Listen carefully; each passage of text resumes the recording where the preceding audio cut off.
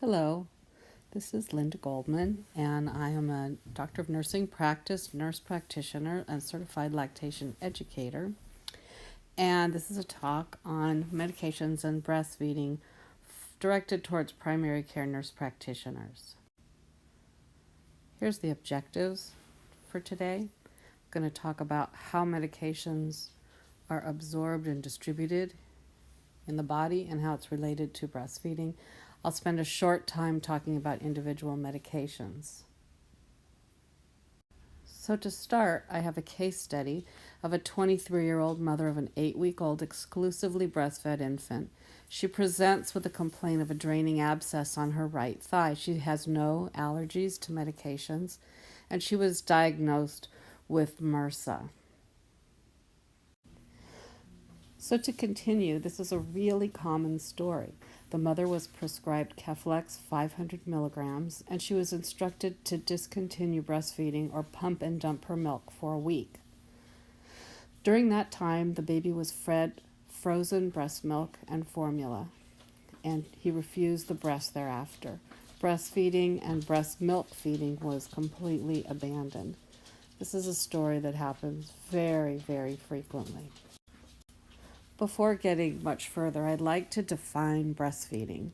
If you read the literature, you'll see that breastfeeding is defined in a variety of ways. And over the many years of breastfeeding literature, you'll see that sometimes babies that have breastfed for one day are categorized in the breastfeeding group, along with babies who were exclusively breastfed.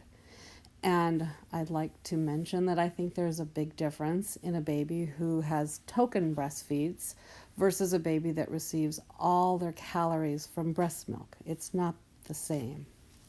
So for our purposes, I'd like to define breastfeeding as exclusive breastfeeding, which means nothing but breast milk and maybe a few vitamins or other kinds of drops or supplemental, like vitamin D, some babies get, or fluoride perhaps. But all the calories come from breast milk. And you want to have the mother quantify breastfeeding and differentiate between breast milk feeding and formula feeding.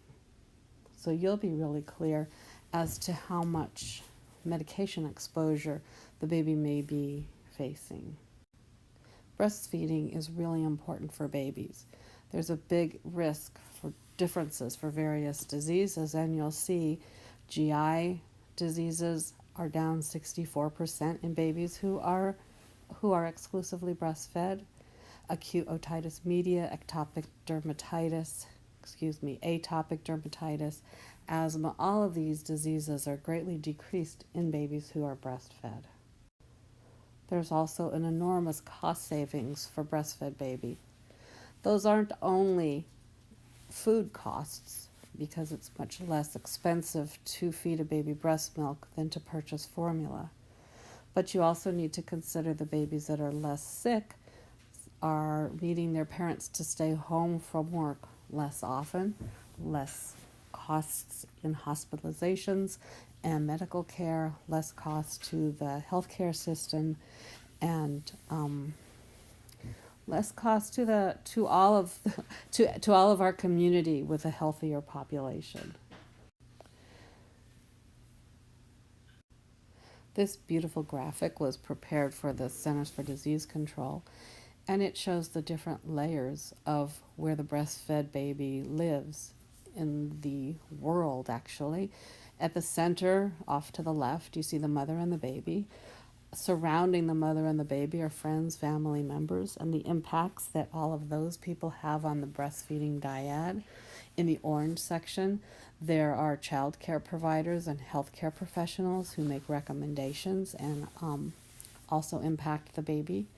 Into the yellow area, we've got hospitals, doctors' offices, universities, and medical schools where we're educating our health professionals. We have lactation professionals, we have WIC clinics, child care sites. In the green area, we get even to a larger area, healthcare systems, health organizations and professional organizations, breastfeeding advocacy support. They have state and local partners and advocates, public health entities.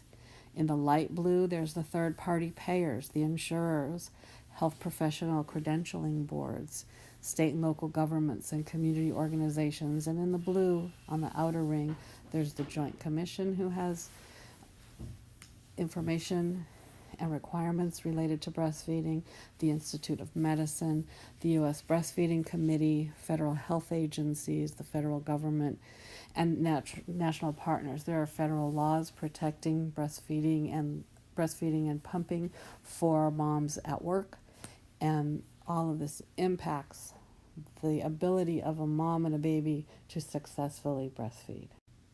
National recommendations in Healthy People 2020 have breastfeeding goals. Baby Friendly USA is an agency in the United States that is working towards assisting hospitals to become baby friendly. These hospitals are in compliance with the 10 steps.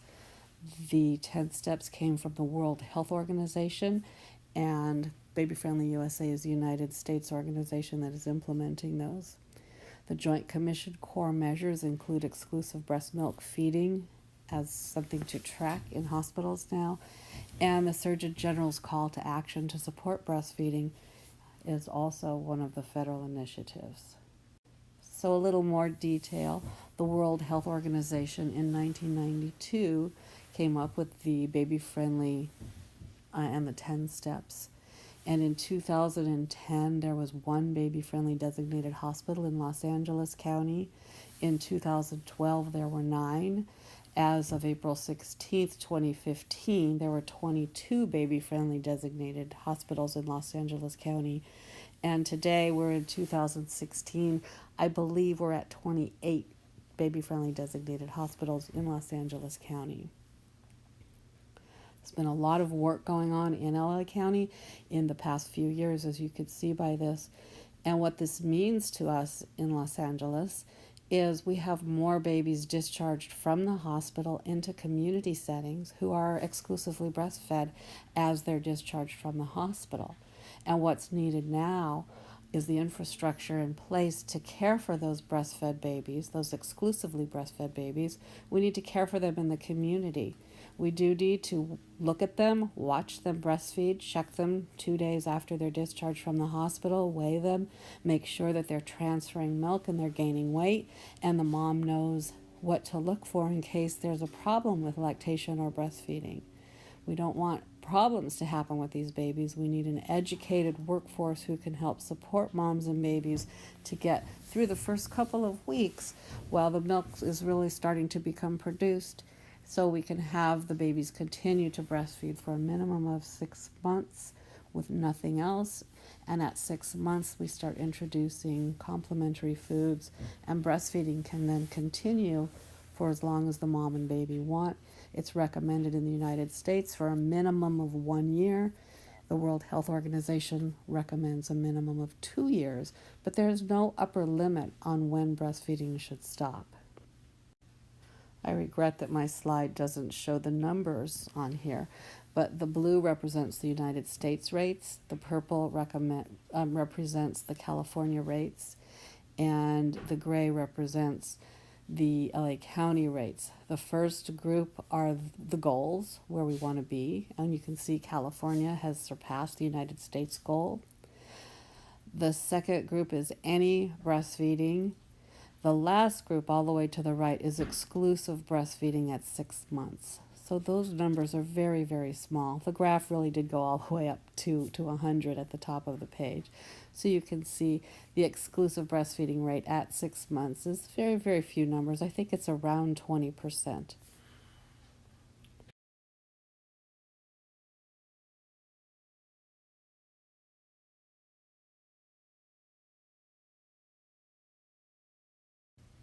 This is a listing of the 10 steps to successful breastfeeding, and this came from the website on Baby Friendly USA. The first step is to have a breastfeeding policy in place in the healthcare center. The second step is to train all healthcare staff. These are for hospitals. The third is to teach the benefits and management of breastfeeding. The fourth is to help mothers initiate breastfeeding within 1 hour of birth. 5 is show mothers how to breastfeed and maintain lactation. 6 is newborns should get no food or drink other than breast milk unless medically indicated. So there should not be any automatic provision of formula to babies unless there is a medical reason for it. 7 is keep mothers and infants together 24 hours a day.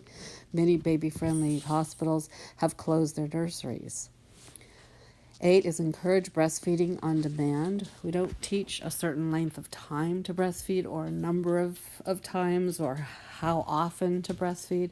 We teach that the babies should be fed when they start to cue that they're hungry, and there are specific feeding cues that they will display: chewing on their fists, they start rooting and looking around, they start squirming, and if a mom can notice that the baby is doing this while the baby's still sleeping, because sometimes they start to show these feeding cues while they're still asleep, if the feeding cues are addressed early and the baby latches on right away, it doesn't lead to crying. Crying is a very late feeding cue, and sometimes the baby is impossible to console once they're hysterical at that point. No pacifiers or artificial nipples to breastfeed infants in the hospital, and refer mothers to breastfeeding support groups after they're discharged home. All of these are really important. Moms need to know when to get support if they're discharged home at 24, 48 hours post-delivery. Their milk may not have come in yet, and they really need to have support and know who to go to or where to go should they have questions or they need to be observed breastfeeding after delivery. This is from the CDC report card in 2012, and it shows the number of births in the country in baby-friendly facilities, because we have many more baby-friendly facilities in the United States. Los Angeles County is one county with them. But in the whole country, we are seeing a big uptick in the number of babies being born in baby-friendly facilities. And all baby-friendly facilities follow the 10 steps that I just covered.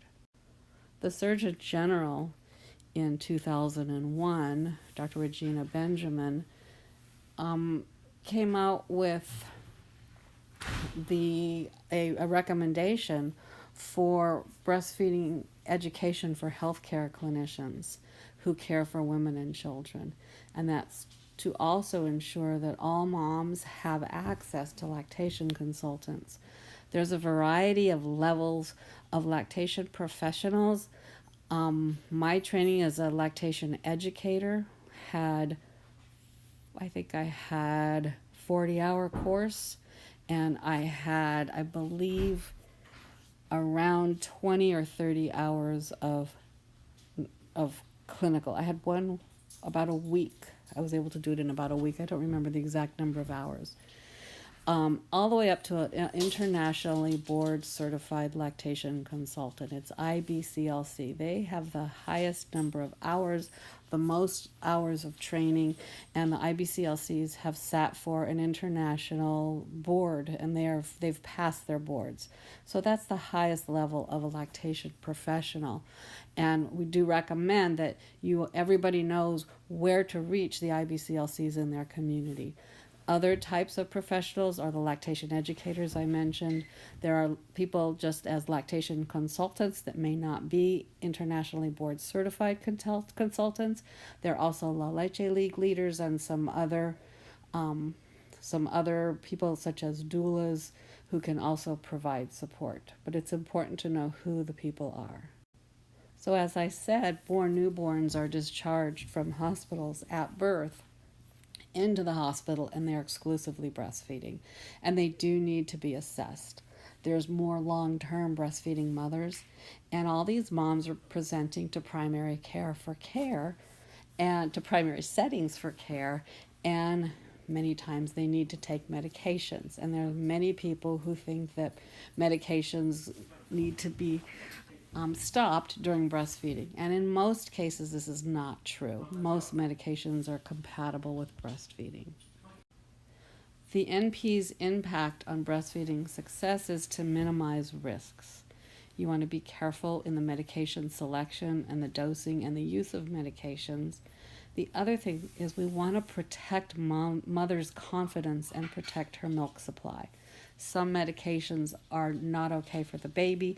There are some medications that will interfere with mom's milk production. Those are the two main categories. So we really want to protect the mother's confidence in being able to continue to breastfeed. And we want to maximize the medication safety. Use quality evidence-based resources, and I have some recommendations later in this presentation, and we should select the safest medication for the baby and the mom. Breastfeeding is really important for babies. As I showed the slides earlier, breastfed babies are healthier, they are happier. There are so many advantages to breastfeeding for the babies and also for the mothers. And it's important to understand that risks of stopping breastfeeding outweigh the risks of the medications in most cases. It's also important to differentiate between pregnancy and breastfeeding and medications. A fetus is very different and more vulnerable to medications that the mother takes than is the breastfed baby. It's not the same. A fetus is essentially sharing blood supply with the mother, and a breastfed baby is not. The breastfed baby, if he's obtaining milk from mom, and mom has taken a medication, and that medication was taken orally, and it's been processed through her liver and through her GI tract, and then through her liver, and then it goes into the milk, and then whatever small amount gets into the milk then goes into the baby's mouth, goes through the baby's GI system, the baby's liver, and is then made available to the infant. There's such tiny amounts in most cases. It's very, very different than a fetus. So this picture just shows that the risk during pregnancy is not the same as during lactation. There's a picture of a placenta on the left and a breast on the right, representing breast milk versus the placenta. Key points are most medications are compatible with breastfeeding. The amount of drug in milk is usually subclinical. The risks of stopping breastfeeding far outweigh the risks of medication exposure. And healthcare providers can minimize risks by judicious drug use, selection, and dose. Protect the mother's confidence and her milk supply. These are the key points of this whole talk. I'm going to talk about the pharmacokinetics for a short moment. And that's the action that the drug has, the drug in the body. So things that impact the pharmacokinetics in medications and breastfeeding is the large molecular weight. Large molecules cannot pass into breast milk. So if you have a drug that's a large molecule, it's not going to get into the milk. It can't pass through the membranes. Plasma protein binding. Medications that are tightly bound to protein, they don't enter the milk either. pH. Breast milk tends to be more acidic than plasma, and lower pH meds lower the concentration in the milk. And solubility, the fat in the milk. Water-soluble medications lower the milk concentration. This is a graphic representation. The words don't show up very well on here, but this is the GI tract of a baby. And basically it talks about the bioavailability, which is what I talked about. The GI digestion and hepatic metabolism decreases the exposure of the infant to the drug. And that would be the GI digestion and hepatic metabolism of both the mother and the baby.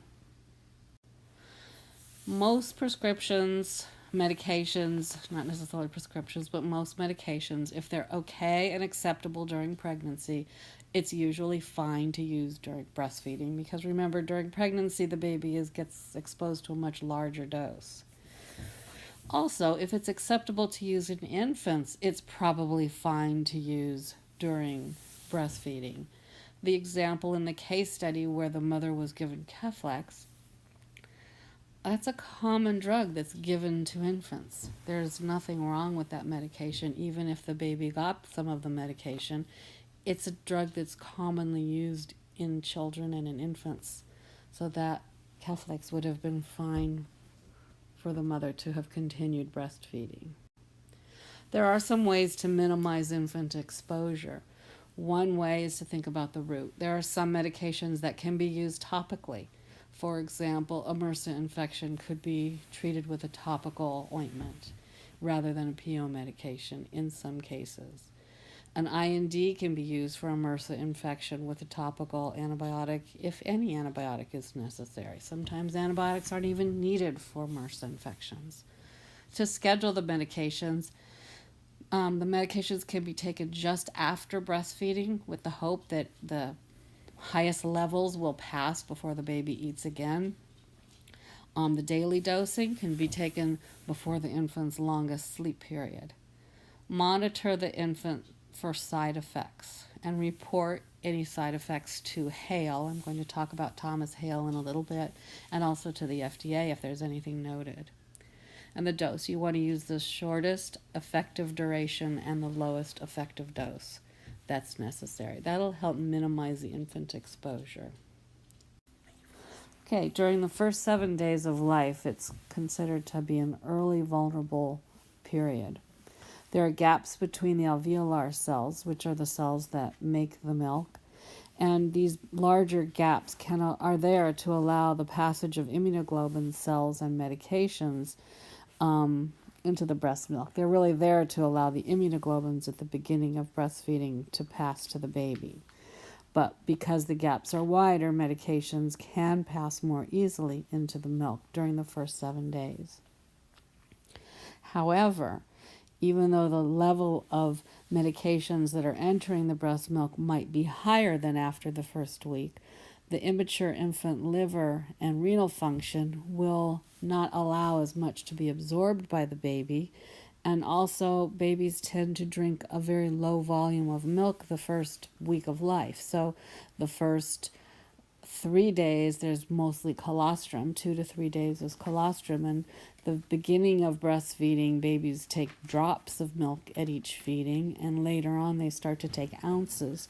The first week of life, they're taking very, very small amounts of milk at each feeding. So the amount of actual medication, while it may be more easily pass into the milk, it's actually less volume of medication entering the baby. So there are some characteristics of the safest drugs to take. There's drugs that don't enter the milk easily. And as I said earlier, those are the drugs that are highly protein bound. Those medications that are a large molecule, a molecular weight greater than 500, neutral or weak acids, and those that are water soluble.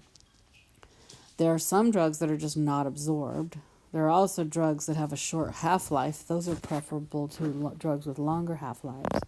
And medications that are used during pregnancy and infancy are also considered to be safe. And then there's something called the relative infant dose of 10% or less. The relative infant dose is something that is in the Thomas Hale Breastfeeding and Medications book. I have a reference, and we'll have more information on that in a bit.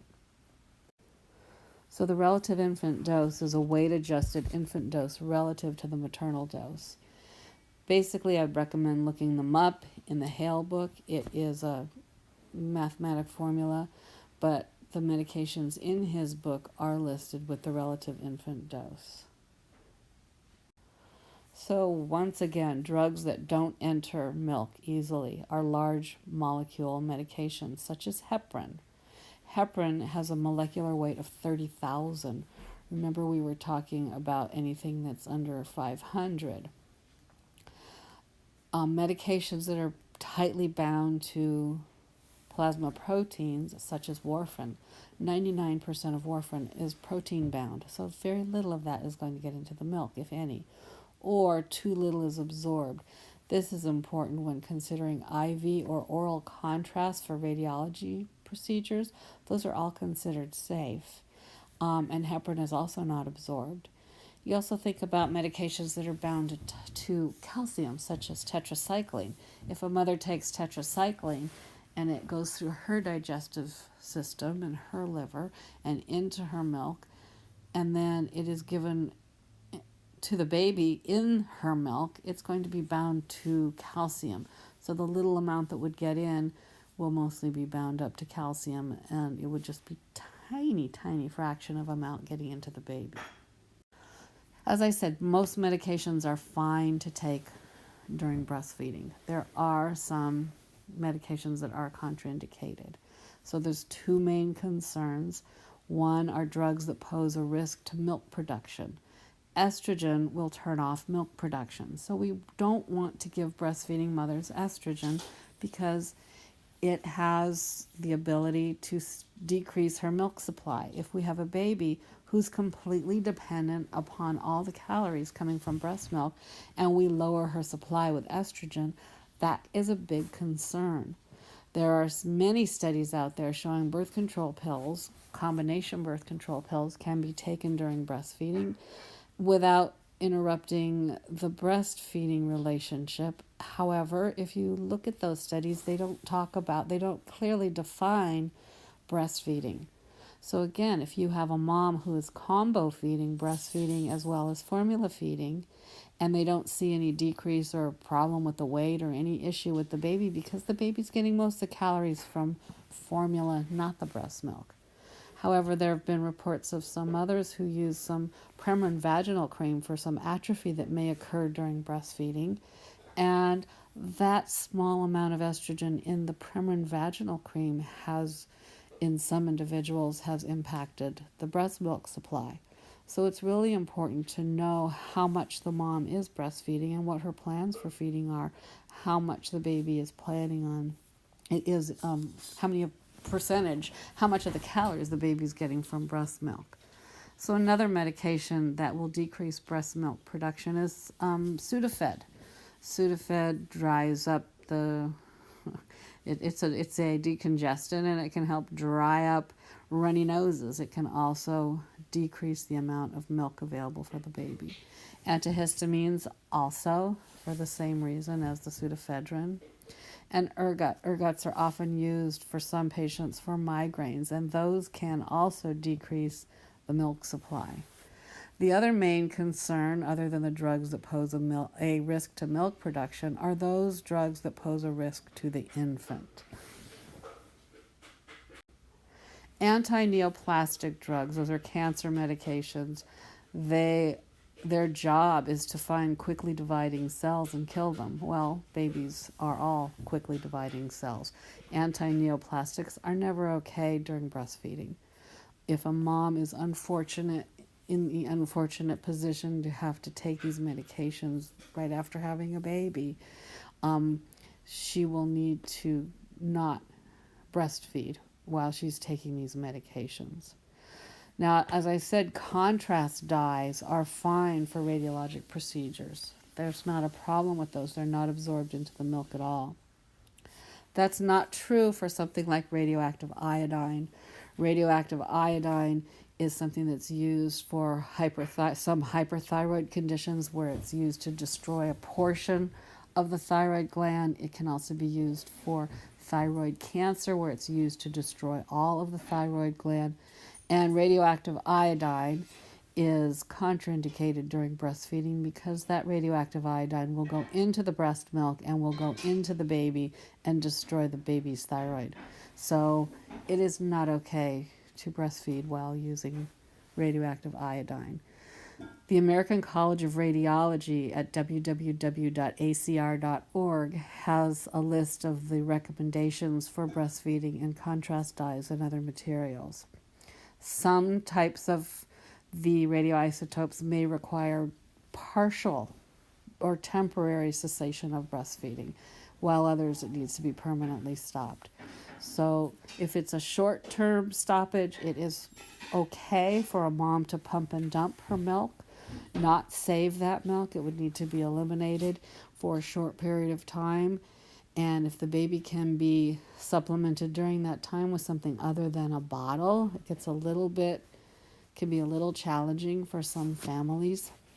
But cups can be used, spoons can be used, syringes can be used. There are other things that can be used other than a bottle, because a lot of times if a baby goes on formula and they use a bottle, they like the fast flow, and sometimes they won't go back to the breast. So we want the mom to pump and dump her milk to maintain her supply and feed the baby. Either frozen milk is the first choice, the second would be donor milk, and the third would be formula while she's not able to give the baby her breast milk due to the radioactive isotopes. So this is a list of medications that are contraindicated in breastfeeding. This is not okay for for the moms to take because it's not okay for the baby. So amiodarone, chloramphenicol, ergotamine, as I already mentioned, gold salts, lithium. This is a list of pretty much what is contraindicated. These are very rarely needed for breastfeeding mothers. So it's important to be aware of what the lists are, and I will have some references for you at the end where you could look up individual drugs. And I want to stress that I'm going to go over the specifics of the medications relatively quickly and give you references where you could look things up quickly to find out the compatibility with breastfeeding. The number one thing is to select quality references. And we have a lot of references and drug references that we use. They're all sort of different and they give different information. So selecting quality references that give you good information specific to breastfeeding, not pregnancy and breastfeeding, specific to breastfeeding, that's important. As far as information for breastfeeding, it's a good idea to avoid the PDR. The PDR pretty much says about every single medication in it not to use with breastfeeding. And that's what a lot of people do, and that's why a lot of people stop breastfeeding while giving perfectly compatible medications. So it's got general information, and it's just not really useful. It doesn't give research-based or evidence-based information about the medications. So I recommend against the PDR for specific information for breastfeeding compatibility. You can go to the American Academy of Pediatrics 2013. They updated a prior article that's the transfer of drugs and other chemicals into human milk that I'm pretty sure is available at no cost. You can download that article and pin it to your bulletin board and refer to it, or download it into your smartphone. There's also the American Academy of Breastfeeding Medicine, the ABM. They write clinical protocols. Number 15 and number 18 have information related to medications and breastfeeding. All of their clinical protocols from the ABM are available online at no cost. You can Google it and you can find the information. I've referred to Thomas Hale several times. I'm pretty sure every year he updates the book. It's called Medications and Mother's Milk. It's an excellent reference for breastfeeding and medications. He has a site in Texas. He actually does studies. He has women send him their milk, and he actually does the research on the milk. Also, Biggs is another good book on drugs and pregnancy and lactation. Over the two, personally, I prefer Hale. And then we have apps. And the best app, this is free, it's LactMed. It's available from the NIH on the ToxNet website. You can Google LactMed, LACTMED. You could download it for your iPhone. It's also in the Android store. It's completely free. It's also available just by Googling, and you can use it from a PC. And you can look up the most current information. It's updated regularly, and that's a wonderful resource, and it's a good source. If you're working with people who are not at all comfortable giving medications during breastfeeding, it's nice to have this to back you up. You feel, okay, this is from the NIH, from ToxNet. This is a very reliable source. The second app is from the Infant Risk Center. This is Thomas Hale's app from his site in Texas, and that's a good app as well, and it's $9.99. Micromedics is a wonderful tool. It's a drug reference, and it's my preferred app on my phone because I really like it. Separates the pregnancy recommendations from the breastfeeding recommendations. It's divided very easily, so I can find the black box warnings right away. I can find the mechanisms of actions right away. It highlights the most important information, and at $2.99 a year, it's much cheaper than a $50 drug book. I find it to be very useful. A lot of pharmacies use it. It is attached to many EMRs, so a lot of my students have it from their hospitals. So that's a really good drug program. That's one of my personal favorites. This is the lactation risk rating that Thomas Hale puts in his book. This has not been universally adopted, but this is in his book where he indicates the safest to contraindicated medications. I have no financial interest in any of these companies, by the way, or books.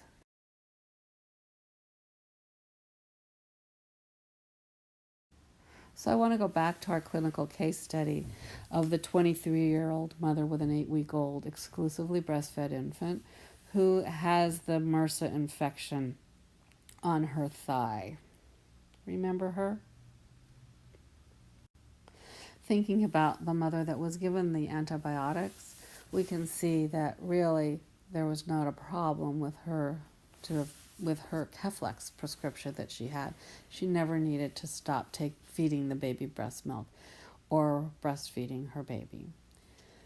So antibiotics are generally fine to take during breastfeeding. We have another situation with a person who maybe has suffered a traumatic event.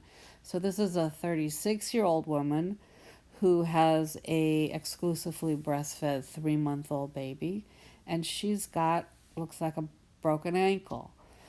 And you can see the ecchymosis there. She has a common injury. She's got no drug allergies.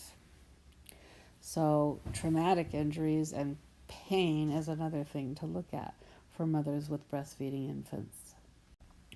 I'm going to go through the specific drug categories. I'm going to do this pretty quickly because, as I said, I really recommend that you look up the different medications individually in one of the apps that we talked about or one of the drug books or some source other than the PDR of your choice. So contraceptives. First thing I want to talk about is the lactational amenorrhea method. That's LAM. The lactation amenorrhea method is a wonderful contraceptive method. However, mothers must understand that it is only effective in the first 6 months after delivering the baby. Once the baby turns 6 months old, this method can no longer be relied upon. Once the baby is taking anything other than breast milk, it can no longer be relied upon. So if she is not exclusively breastfeeding her 4-month-old, she cannot use the lactational amenorrhea method. She has to be amenorrheic. Her periods cannot have returned. The baby has to be less than 6 months old and must be exclusively breastfed, including nighttime feedings. Another contraceptive choice is an intrauterine device or an intrauterine system, and those do not have estrogen in them, so those are completely compatible with breastfeeding. Avoid estrogen, so combination birth controls are not a good choice because of the estrogen they contain, but progestin-only birth control pills are fine. These are also known as mini pills. They don't contain any estrogen. All of these methods, the hormonal methods, should really wait at least 6 weeks after the baby is born to allow a full milk supply to develop. So other progestin-only methods, other than progestin-only pills, would be Depo-Provera, and what we now have, the implant is called Nexplanon. It has replaced Implanon. But again, it's a progestin-only method that is implanted just under the skin near the biceps muscle on the arm. Estrogen comes in many forms. It's contraception. It's also hormone replacement therapy. Combination birth control pills have estrogen. The vaginal ring contains estrogen. Vaginal estrogen cream for hormone therapy contains estrogen, obviously. And there's a monthly hormonal injection that used to be available in the United States. It's no longer available. But I do mention it because there are many patients who get it at swap meets. It's still available in Mexico. And there are many medications that are available in the swap meets in the Los Angeles County area, and this is one of them. It goes by the name of Perlutal, Perlutal, and that's a monthly hormone injection. So if a mom is telling you she's getting a birth control shot, you want to see if she has a card or she has the name of it. If it's an every month shot, it's probably the one that contains estrogen. So we don't have it here, but sometimes you'll run across moms that are still getting it. Generally, most antimicrobials are safe, according to the American Academy of Pediatrics. There's very low concentrations that make their way into the breast milk. But it's good to look for side effects such as diarrhea or a rash in case perhaps the baby would be allergic to the medication. And try to avoid drugs that have cautions for use during pregnancy. So Cipro is one of them as a quinolone. We don't like to use those in children unless there's no other choice. And tetracyclines. Now, we talked about tetracyclines earlier, how it's bound to the calcium, so really very little gets through. That's all true, and it's still probably better to try to avoid it if at all possible. The risk of it getting in past, I think anything under 14 days is considered safe with tetracyclines, so just to keep that in mind. In some cases, the risk of the risk of not giving the medication may outweigh the benefits. For example, the quinolone Cipro can be used for anthrax.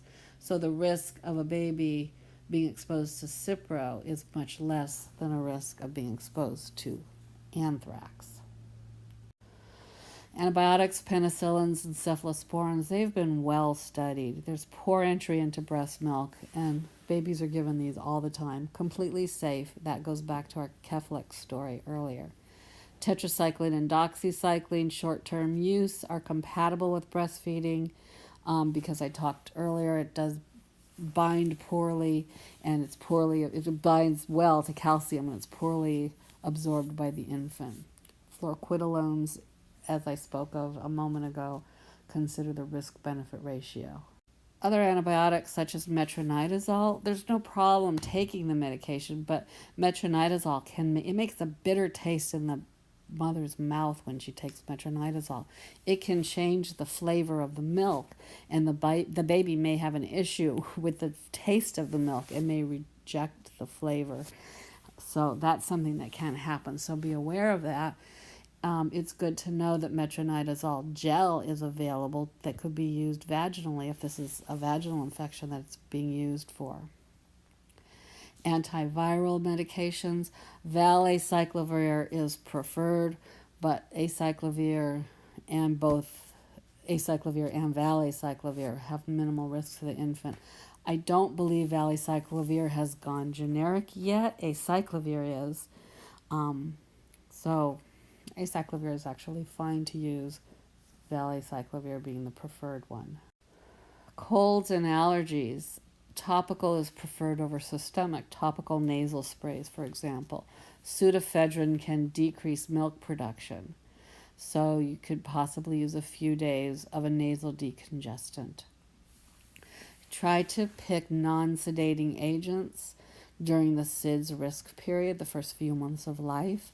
So a non-sedating antihistamine, it may impact the breast milk, but it can also sedate the baby. So as we said earlier, antihistamines are not great to use at all during breastfeeding because of the impact on breast milk production. Depression. Actually, there's some decent research on medications for depression. And you want to really maximize the non-pharmacologic treatment in postpartum moms. Postpartum depression is real. Depression is real. And a lot of moms need some tender loving care after the babies are born, and they're going to need some help. It's tough getting sleep with a new baby. There's a lot of factors with new babies and new moms. But maximizing non-pharmacologic treatment, like making counseling available to her, referring her to breastfeeding and mothering support groups, that can help a lot. Getting her some help in the home so she can get some sleep. Educating the families I had a mother who was terribly depressed, and she was very young. I think she was about 17, living in the back house behind where the grandmother of the baby lived. It was the father, the baby's mother. They lived in the back house, and the mother-in-law and the father of the baby were putting a lot of pressure on her to keep the house clean, to have people over, to have dinners for people, and she couldn't cope. She was having such a hard time, and she looked horrible, and I ended up writing a prescription for her that she was to give to her husband and his mother, that she was not to do any dishes, she was not to do any housework, she was not to do any of that stuff for 2 weeks. And he didn't understand until he saw this. And when she came back a week later, I didn't even know who she was. She was like a different person. This depression had completely lifted, and she was getting the support that she really, really needed. So I think it's important not to underestimate how much help that could be. There are social support groups, Postpartum Support International. I have a phone number here, 800-944-4PPD. And La Leche League is also a wonderful mother-to-mother support group for breastfeeding mothers. Antidepressant medications. There's a few rare reports on behavior and development issues. Think about sedation, especially during the early SIDS risk months. Lipophilic drugs can cross easier into the milk and into the brain. And risk benefit. So if the mother needs it, if you have a completely depressed mother, she's not going to be a very good parent. So in some cases, the mother is going to need this medication. She should continue to breastfeed and continue to minimize the exposure and monitor any kind of side effects in the baby. The preferred antidepressants, the first preferred one is sertraline. That is because it's highly protein bound. It's been undetectable in infant serum levels, and there's been no adverse in any infants that have been reported. So that's the first go-to drug if possible. However, if a mother has been using a different antidepressant, either in the past or during her pregnancy, it's more important to maintain her on that same medication and not start switching her around. So there's a couple other ones that have short half-lives, and those are also medications to consider as alternatives. But again, if you're starting somebody initially during breastfeeding, the sertraline is a good first start medication. Analgesia and pain, use acetaminophen, ibuprofen, and naproxen if possible. Those are the non-narcotic agents. We prefer those. You need to avoid aspirin. Consider Ray's syndrome. The same reason we don't use aspirin in children, we don't use it for breastfeeding. An 81 milligram per day dose that some moms might be taking for prophylaxis, that's safe, is probably safe for babies at that low dose. So narcotics, the American Academy of Pediatrics states that they're generally compatible with breastfeeding, but there is some neonatal vulnerability the first month of life. They have a slower metabolism, and there can be some drug accumulation. There is usually a minimal amount of the drug that appears into the breast milk, but there are some people who are these ultra-rapid metabolizers, and that would be the mother. She might be an ultra-rapid metabolizer who excretes a lot of medication into her milk, and the baby can actually get a much higher dose than what's been reported. So that's something to be aware of, that can happen on occasion. The preferred narcotics is hydrocodone and morphine. Both of those have poor bioavailability to the infant. Codeine is not recommended.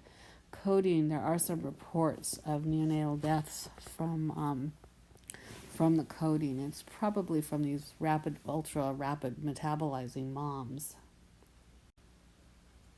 So codeine and oxycodone are less preferable. They have unpredictable metabolism, and there have been reports of CNS depression in infants. Use all narcotics with caution and monitor the infant for sedation and side effects. And as soon as possible, decrease the dose. So if a mom is taking maybe 1 or 2 of her narcotic tablets, she could maybe go down to 1 and take it with an acetaminophen, and eventually take a half with 1.5 acetaminophen. She can do that, start to gradually decrease her dose. Is something to think about, and have her go off of the narcotic as soon as possible. Antihypertensive medications, the preferred ACE inhibitors, the ones that have the most data, are captopril and enalapril. We have no data on ARBs, so we just don't know. It's not recommended, but we don't have any data on it. Preferred beta blockers are metoprolol, propranolol, and labetalol. Labetalol is what we will use during pregnancy for hypertension, so sometimes a mom will just stay on that for hypertension. ACE inhibitors are inhibited. ACE inhibitors are contraindicated during pregnancy, but they can be started postpartum. Preferred calcium channel blockers would be nifedipine or verapamil, and there have been no reports of complications in the infant or in the milk production related to hydrochlorothiazide. That's considered to be a safe medication. Metformin, there's been very low amounts reported in the milk. Glyburide in 6 mothers. This was a very small little study, but in a single 5 milligram dose, and 2 mothers had a 10 milligram dose that was undetectable in the breast milk, and there was no hypoglycemia. Insulin is considered safe. Insulin does not go through the GI system, so that's why we don't have insulin pills. It's destroyed by the GI tract. So even if there's insulin in the breast milk, if the insulin goes into the mouth of the baby in the milk, it's not going to do anything because it's destroyed by the infant's GI system. So the practice recommendations, the summaries. If you need to use prescription medication or any medication, select the safest drug, use it for the shortest effective duration, and use the lowest dose to limit the infant exposure. You want to maximize non-pharmacologic treatment if possible. Protect mom's confidence in her milk supply. That's really a number 1 goal. And stress the value and the safety of her milk. Don't make her think like her milk is bad for her baby. And then have her pump to maintain her supply. And consider what she's hearing from friends and family members. You can't feed the baby breast milk if you're taking a medicine. So really stress to her. Show her your references. I like to show them the LacMed app or any app that I'm using and looking up the medication on my phone. I show them, see, this is based on research. This is showing that this medication is fine for you to take while breastfeeding. You can be secure in knowing that you're not going to harm your baby by breastfeeding while you're taking this medication. Your friends and your parents and your friends' friends aren't looking at this, but you're welcome to show them where to look up the information. So don't worry if people are telling you that it's not safe. I'm showing you how I know it's safe. And that really, really goes a long way in supporting moms to continue breastfeeding and not listening to what their friends and the internet are telling them, which may not be based on reality. Also, encouraging words to help moms continue breastfeeding is really important. Telling moms that breastfeeding is important for your baby. I want to make sure I'm giving you the medication that you can take so you can continue breastfeeding your baby, because it's really important for your baby to continue breastfeeding till 6 months. You can do this. I know that you're having challenges right now. We're going to help you get through this difficult part. It's going to get easier. You're doing a wonderful job. You're a great mother. Don't give up.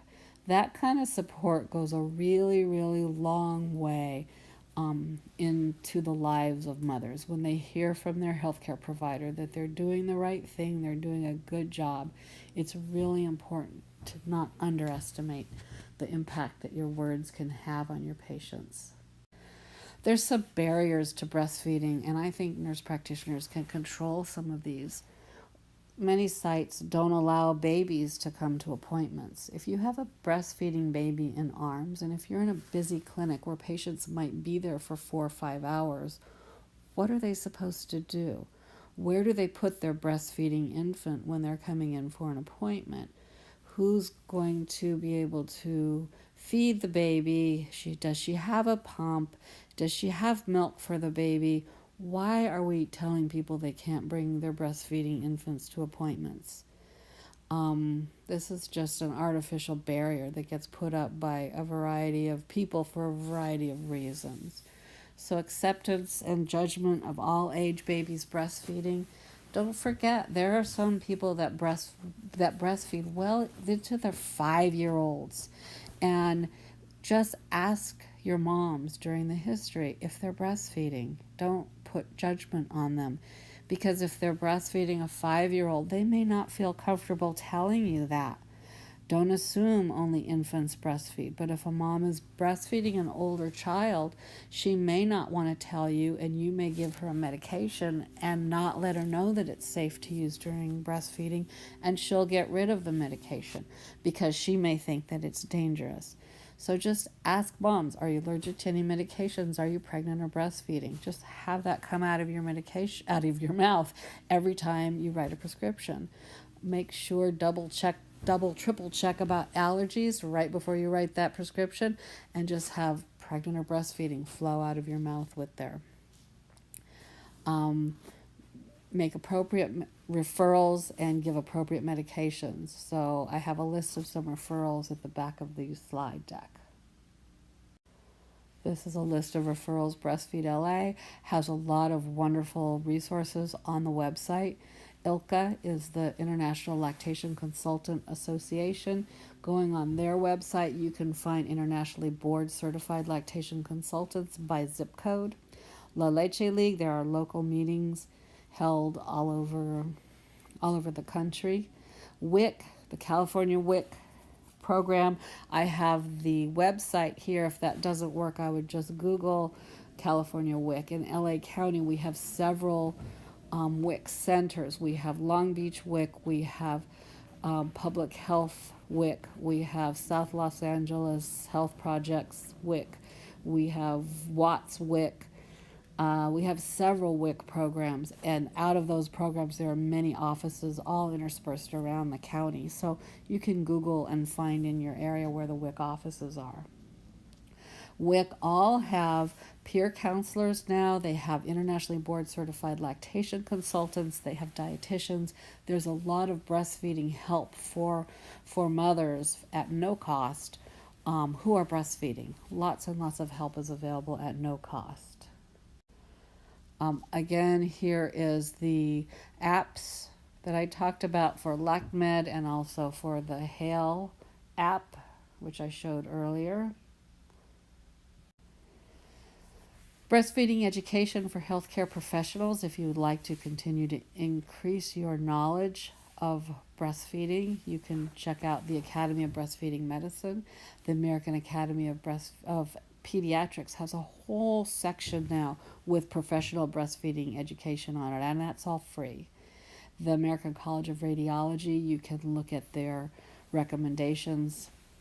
And also the Infant Risk Center for Health Professionals is another good site. There's videos available at the Stanford School of Medicine, and I have liked to refer my students to their videos. It shows the ABCs of breastfeeding. It also has some wonderful breastfeeding videos on how to do hand expression, which is really important to teach our patients during prenatal care, and also how to latch. The University of Breastfeeding Training, it used to be a free program. I believe there's a small charge now. And there's also Well Start Management, which is a self-study, and that's free. And that's at www.wellstart.org. I'd like to thank you very much for your attention, and I hope that you find this useful. And I have a couple of minutes to show references on the following slides.